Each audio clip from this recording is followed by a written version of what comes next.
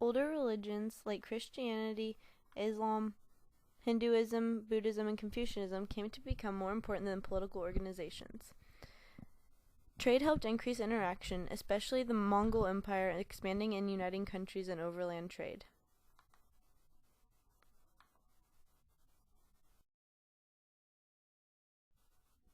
The Japanese tried to copy the Chinese system of bureaucracy, but it didn't work, so they went to feudalism. The elites held all the power. Europe was fragmented into small kingdoms and run by lords because the Roman Empire fell. Feudalism was the center of everything. Trade declined a lot, but it got back up as the Silk Road strengthened. The Mongols were a great moving empire and took over whoever they chose. In China, the emperor was at the top of the class, and he did all the main ruling. They started taking civil service exams in order to test their knowledge to get jobs. What makes periodization different from other time periods? Well, it is the time when many different societies and cultures rose because of the fall of classical civilizations, and many world religions started to appear. Empires we see emerging are the Byzantine, Inca, Aztec, Maya, Middle Eastern empires, North African empires, Europe, and the Chinese dynasties. The Mongols first distributed, then promoted long-distance trade. They were against it at first and wanted to completely take control over it, and then they were all right in accepting of it.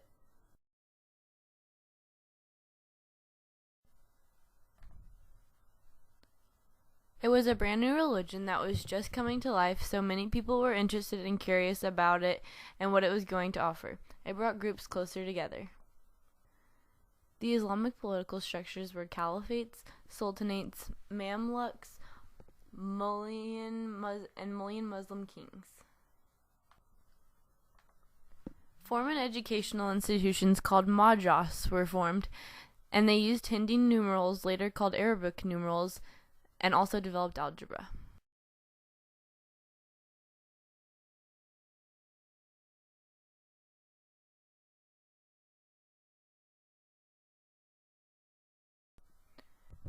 The trans-Saharan trade started with camels. It traded gold, ivory, and spices along with salt, cloth, and metalware. It was across the Sahara between North Africa and Europe, beyond to West Africa. It spread Islam, and it also aided the rise of African empires. It was a major route between East Africa and Asia. They traded slaves and ivory in Africa, porcelain from China, pottery from Burma, and cloth from India. It was made possible by monsoons and traded with China. It brought prosperity to East Africa through trading and brought Islam to Bantu speakers. It was interconnected series of routes to connect much of Asia with parts as far away as Europe. To encourage the flow of trade, Muslim money changers set up banks throughout the caliphate so that merchants could easily trade with those at far distances. Cities along the trade routes became cosmopolitan mixtures of many religions and customs.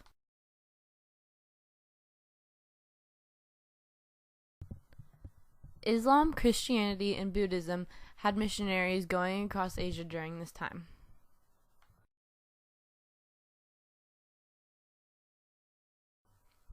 Islam and Buddhism had trade and peace, while Islam and Christianity had crusades and war.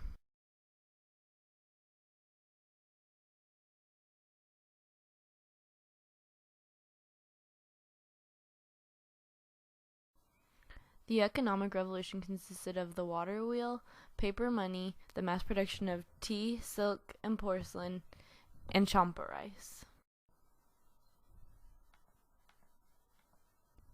The Song Navy used the compass with ocean-going vessels that helped expand trade. High-end rulers copied Tang government architecture and allowed Chinese versions of Buddhism, and Song knew Confucianism. They also had geishas. Tang, Song, and Ming empires were all very powerful at this time. China was one of the most influential powers in its day, and the Mongols alone conquered India, the Middle East, and Russia. It went very far and had its own tributary system. If it wasn't for the great Khan who died, the Mongols would have continued. They practiced the art of foot binding and they also made very important developments in military warfare.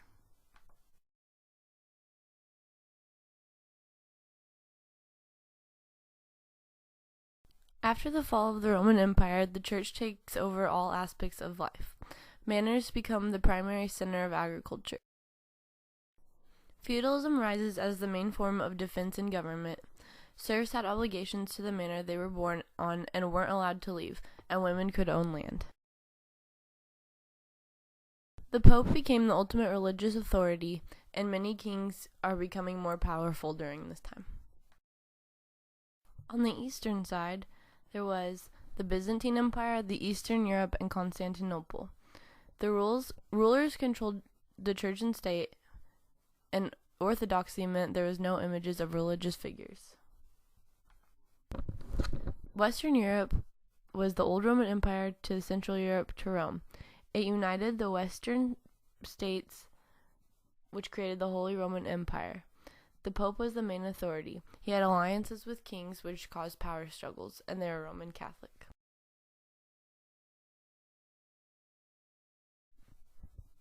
The Mayans had an array of domesticated plants.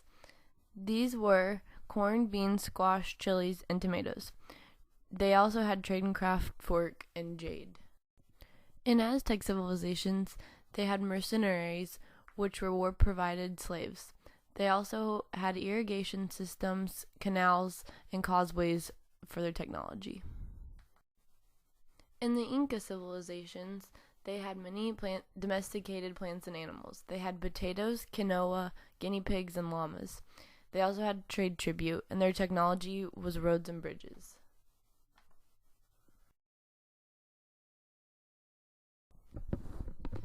The Mayans had mathematics, astronomy, eclipse predictions, pyramids, medicine, calendar, and ball game. The Aztecs had human sacrifices of the enemy and pyramids. The Incans had quipu for record keeping, textiles for religious ceremonies, Machu Picchu, extensive communication system, and the capital is Cusco.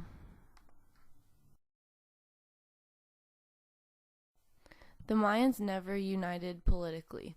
They had small, powerful city-states instead. The Aztecs and the Incans both had emperors and a rigid class system.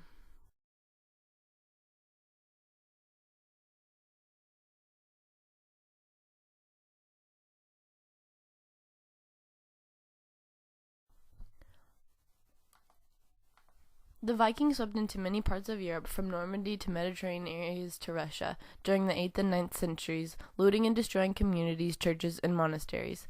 Some settled and intermarried with natives, forming new groups. There was a very important consequence of their invasion, which was feudalism, because the people felt like they needed protection. Because of the nomadic Turks, the Mongols began to weaken.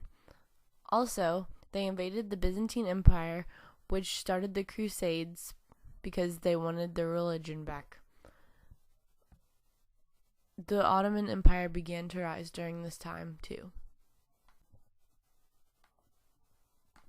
The Mongols were very brutal. However, they established order and, most importantly, provided the stage for intensified international contact. Protected by Mongol might, the trade routes carried new food, inventions, and ideas from one civilization to the other ones, with nomadic people acting as intermediaries.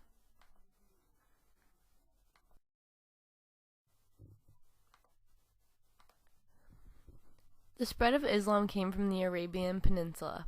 Arabs invaded, settled in the Middle East, Northern Africa, and Southern Europe.